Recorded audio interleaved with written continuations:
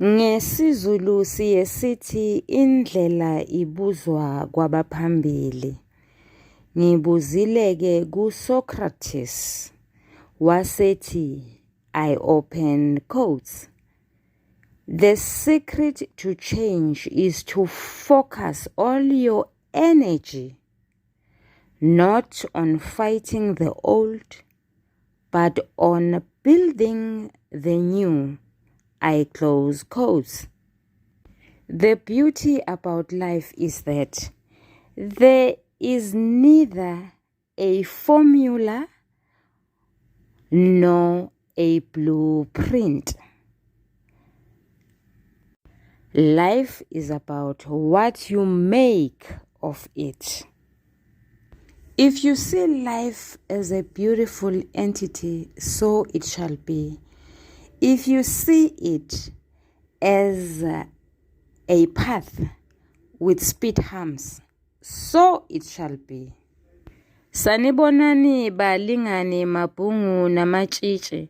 Igama lami nguSpooky N isiZulu. Sizoqhubeka nomqondo ocashile walenkondlo ethi thumela uzamcolo Nkosi.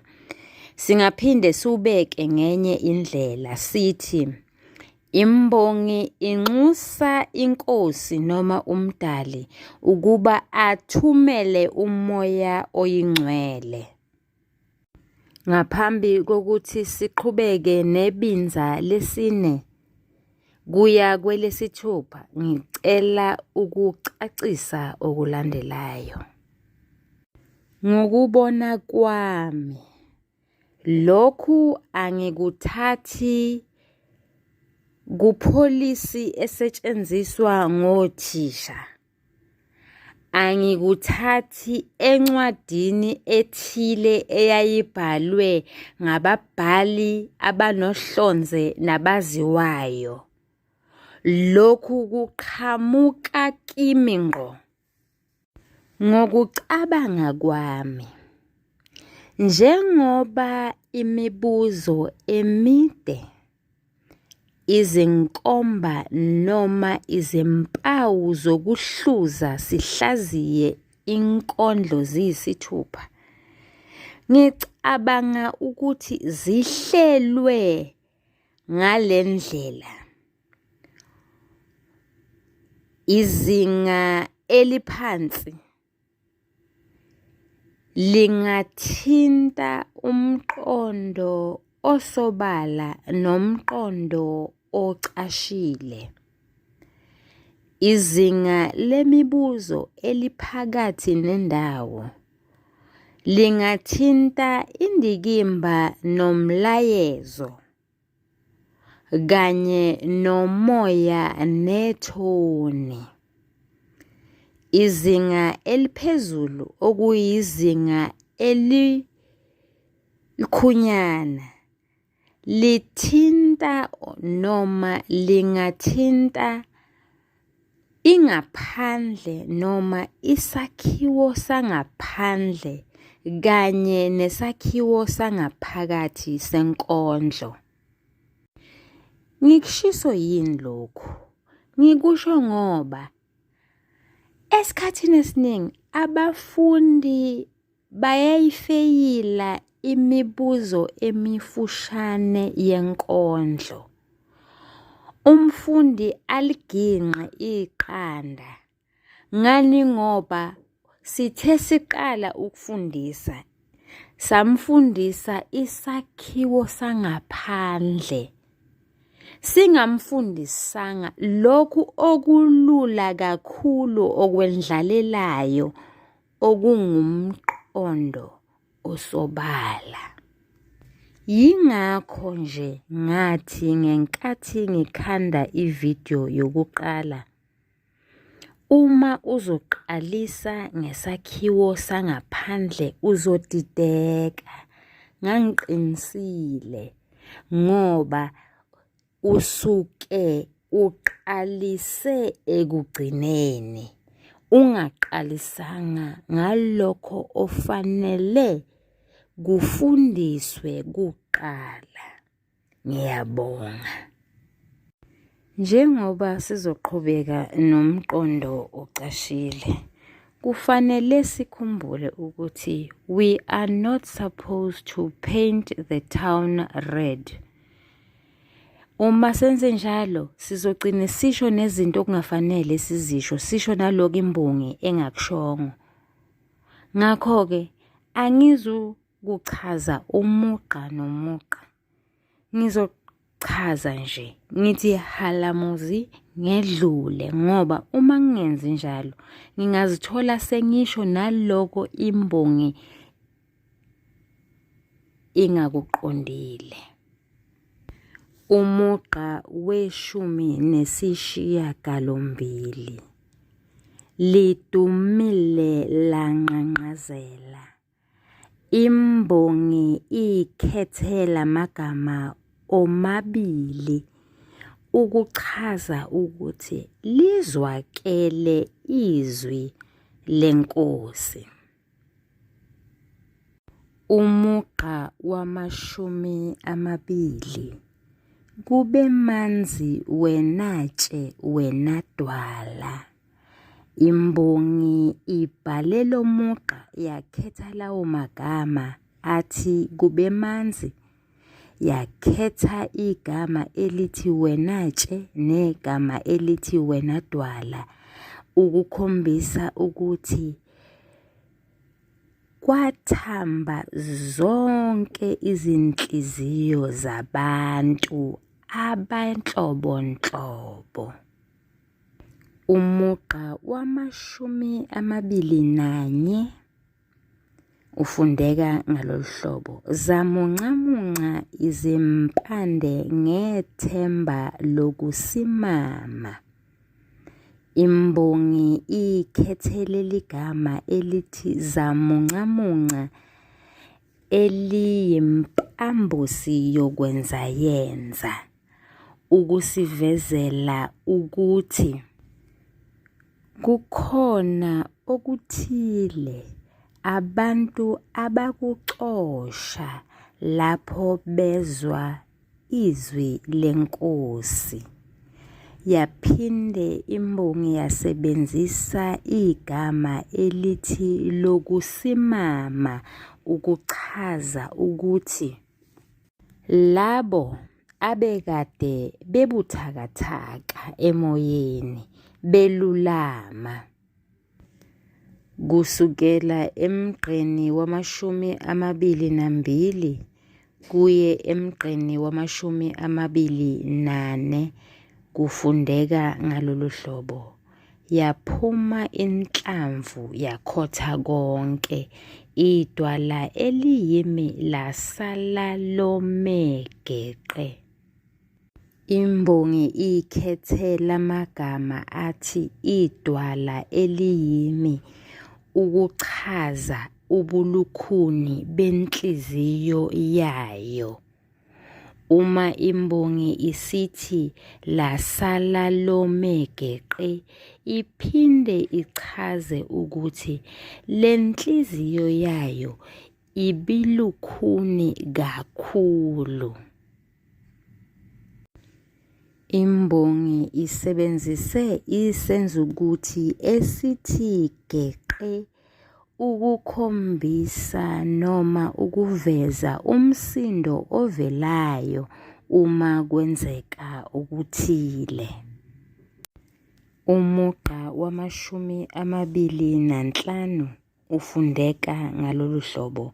Nguwena wedwa. Imbongi ikhethele ligama elithi nguwena ukuchaza ukuthi ikhuluma nomdali ngqo. Imbongi ikhethele ligama elithi wedwa ukuchaza ukuthi akekho omunye ekhuluma naye. Umugqa wama-26 ufundeka ngalolu hlobo. Ongaqhekeza ubutshe bedwala. Imbongi ikhethele ligama elithi ongaqhekeza esikhundleni saleli gama elithi ongathambisa. Imbongi ikhethele ligama elithi ubutshe esikhundleni saleli elithi eqinile. imbongi ikhethelele igama elithi bedwala esikhundleni segama elithi benhliziyo noma ukuqina kwenhliziyo. Umugqa wama-27 nguwena wedwa. Sesiyalaza ngithi igama elithi nguwena ukuthi likhethelweni negama elithi wedwa ukuthi likhethelweni. Siyaqhubeka-ke. Umugqa wama-28 ufundeka ngalolu hlobo ongathuntubeza izinciji zameva. Imbongi ikhethele ligama elithi ongathuntubeza esikhundleni segama elithi ongaqeda. Imbongi ikhethe igama elithi izinciji zameva esikhundleni segama elingabalodwa elithi izinhlupheko. Imbongi emgqeni olandela lapho wama-29 imbongi yathi wena wedwa, wena wedwa. Sesiyazi-ke manje futhi ukuthi imbongi isebenzise uphawu lokuloba oluyikhongco ukwahlukanisa imisho emibili etholakala kulo mugqa owodwa. Yaphinda futhi imbongi yasebenzisa uphawu lokubabaza. Lolu phawu imbongi ilusebenzisele ukuveza umuzwa wokuncoma ngoba kuleli binza imbongi ibincoma amandla omdali ekwenzeni izinto ezinjengokuthambisa inhliziyo elukhuni nokuphinda futhi iqede izinhlupheko. Ibinza lesithupha. Umugqa wama-30 ufundeka ngalolu hlobo. Thumela uzamcolo baba. Imbongi ikhethelela gama elithi uzamcolo elichaza noma esikhundleni segama elithi umoya oyingcwele. Imbongi ikhethelela gama elithi baba ukuveza ubudlelwano phakathi kwayo nomdali, ukuveza futhi ukuthi bayazalana bobabili. Umugqa wama-31 amadwala amatiswe amanziswe. Bese shilo phambilini ukuthi lela gama elithi amadwala noma lingabhalwa libe sebunyeni lithi idwala lichaza inhliziyo. Ngakho-ke manje la imbongi iphindaphinde igama lokumanzisa yathi amatiswe yaphinde yathi amanziswe ukugcizelela ukuthi inhliziyo yayo izothambisisa ukuphuma nje kancane kuloko esikwenzayo. Uma sibheka isakhiwo sangaphandle sithinta okuyishumi. Okukodwa kwakho yilokhu esithi ukuphindaphinda. Ukuphindaphinda kugqamisa kugcizelele ukuthi loko okhulunywa ngakho kuyenzisiswa. Umugqa wama-32 ubulukhuni bukhunyuzwe. Imbongi ikhethela amagama amabili athi ubulukhuni naleli elithi bukhunyuzwe ukuchaza ukuthi lokho okunzima enhliziyweni yayo, lokho okulukhuni enhliziyweni yayo kuyapheliswa kuzophela kuthi nya. Ngizothi uma ngisuka lapha manje ngifunde kusukela emgqeni wama-33 kuya emgqeni wama-36. Kufundeka ngalolu hlobo, kuqhekeke nezimfa ukuze izwele imvula yempilo, aphile amatshe namadwala, alimemeze igama longabonwayo. Imigqa esesiyifundile igqamisa ukuthi kuzoba noshintsho empilweni yembongi. Inhliziyo yayo ebisifile izophila. Izothi-ke uma isiphila bese iyalidumisa igama lomdali. Yingakho imbongi ikhethelela gama elithi alimemeze igama, ukuchaza ukuthi yona iyomdumisa umdali.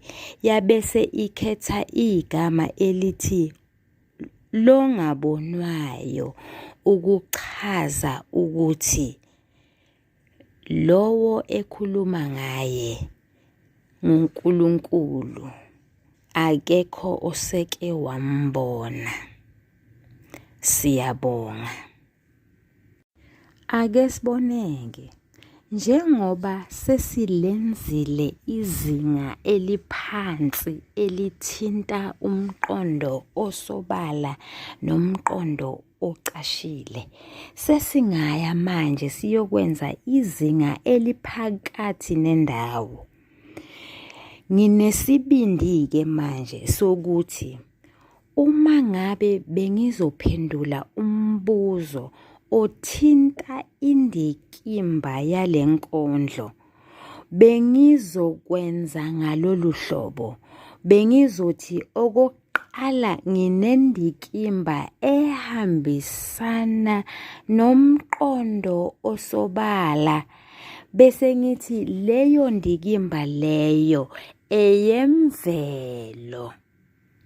Bese ngiphinda futhi ngithi nginendikimba ehambisana nomqondo ocashile, bese ngithi leyo ndikimba leyo eyenkolo. Noma ngingathi indikimba yimvelo, indikimba yenkolo. Balingani bami nani zingane zami, siyazi sonke there are many ways of killing a cat. Omunye umfundi angathi indikimba ehambisana nomqondo osobala yimvula enkulu. Omunye athi indikimba ehambisana nomqondo ocashile ngumthandazo. Ngifuna ukwenza isiqiniseko sokuthi mina nomfundi sihamba ndawonye. Mfundi, uma ngabe kuphume umbuzo obuza mayelana nendikimba, ungakhethi lezi zindikimba engiqeda ukuzisho zombili ubhale ngazo zombili. Khetha eyodwa. Ufuna ukuxoxa ngendikimba enjani? Ufuna ukuxoxa ngemvelo? Xoxa ngemvelo kusukela ekuqaleni uze uyofika ekugcineni. Ufuna ukuxoxa ngomthandazo, ngenkolo, ngenhliziyo elukhuni? Xoxa ngayo, noma ngomoya oyingcwele, xoxa ngayo kusukela ekuqaleni uze uyofika kuphi? Ekugcineni. Ngiyabonga. Ingabe ukhona yini umehluko phakathi komqondo wenkondlo kanye nendikimba yenkondlo? Yebo, ukhona mncanyana. Uma sikhuluma ngomqondo, sisuke sikhuluma ngokuthi leyo nkondlo ikhuluma ngani, ithini imbongi, leyo nkondlo imayelana nani. Uma sikhuluma ngendikimba, sisho umongo, ingqikithi. Indikimba umsuka, yiqiniso, yilokho okubalulekile, yilokho okusemqoka. Yingakho nje uma usuphendula umbuzo othinta indikimba, awuchazi kakhulu, kodwa uma ngabe ubuzophendula ngomqondo osobala noma umqondo ocashile, uzokwenaba uchaze kakhulu. Ake senze isibonelo. Sizothatha ibinza lesibili. Sizoqalisa ngokuchaza umqondo osobala. Ake siboneke.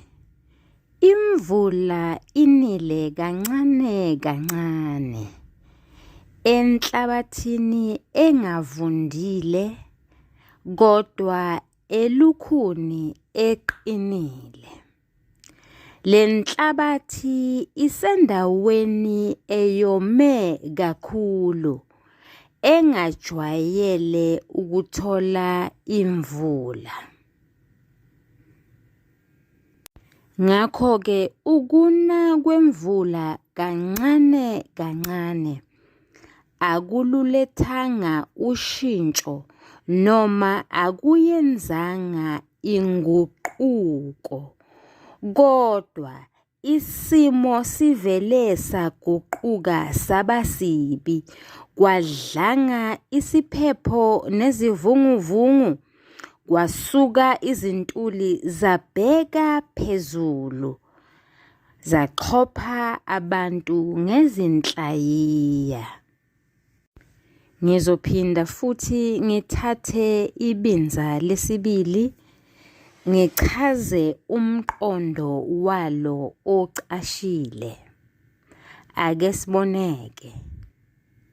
Lizwakele izwi lenkosi, kwavele kwanhlangazimuka nomoya, kwazise inhliziyo yembongi ilukhuni satshe. Okwesibili, imbongi ihlezi nabantu okungelula ukuba baphenduke. Yingakho imbongi isebenzise lela gama elithi ogwadule. Kuleyo ndawo kuba khona nokuvungama thizeni okunganomthelela omubi, okungenza abantu bagcine sebephathana kabi. Uma sibheka indikimba yenkondlo, asichazi kakhulu.